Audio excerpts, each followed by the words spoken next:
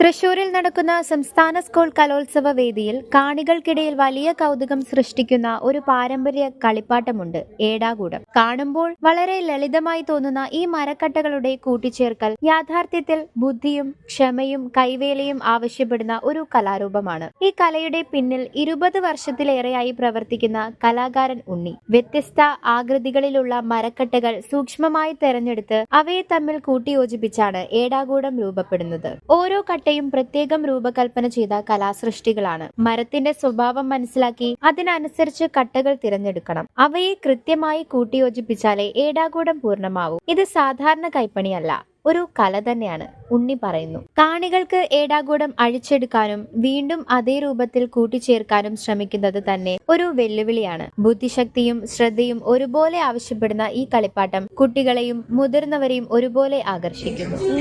തച്ചുശാസ്ത്രത്തിന്റെ ഒരു തിയറിയാണ്. തച്ചുശാസ്ത്ര കൂടം എന്ന് പറയുന്നത് വീടുകളുടെ പണിക്കാണ് ഉപയോഗിക്കുന്നത്. അതിലാണ് കൂടം. വീട് അല്ലെങ്കിൽ അമ്പലം ഇതൊക്കെ കൂടം കണക്കൂട്ടിയിട്ട് ചെയ്യാൻ പറ്റും. അതായത് അതിന്റെ കഴുക്കോലിന്റെ തിയറി കൂടം കണക്കൂട്ടിയിട്ടാണ് ഉണ്ടായിരുന്നത്.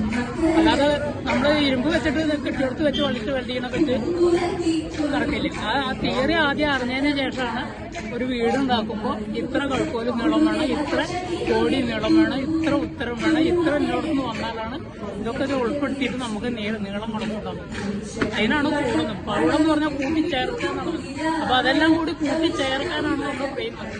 അപ്പൊ ഇതെല്ലാം കൂടി കൂട്ടിച്ചേർക്കണമെങ്കിൽ അത് നമ്മുടെ കേരളത്തിന്റെ പാരമ്പര്യ സാംസ്കാരിക പൈതൃകത്തിന്റെ ഭാഗമായ ഈ കലാരൂപം പുതിയ തലമുറയിലേക്കും എത്തിക്കുകയാണ് ഉണ്ണിയുടെ ലക്ഷ്യം. കലോത്സവ വേദിയിൽ ഏടാകൂടം പ്രദർശിപ്പിക്കുന്നതിലൂടെ ഈ പാരമ്പര്യത്തെ കൂടുതൽ ആളുകൾക്ക് പരിചയപ്പെടുത്താൻ അദ്ദേഹത്തിന് സാധിക്കുന്നു. പരമ്പരാഗത കൈവേലയും സൃഷ്ടിപരമായ ബുദ്ധിയും ചേർന്ന ഏടാകൂടം ഇന്നും കേരളത്തിന്റെ സാംസ്കാരിക ലോകത്ത് അതിന്റെ പ്രത്യേക സ്ഥാനം നിലനിർത്തുന്നു.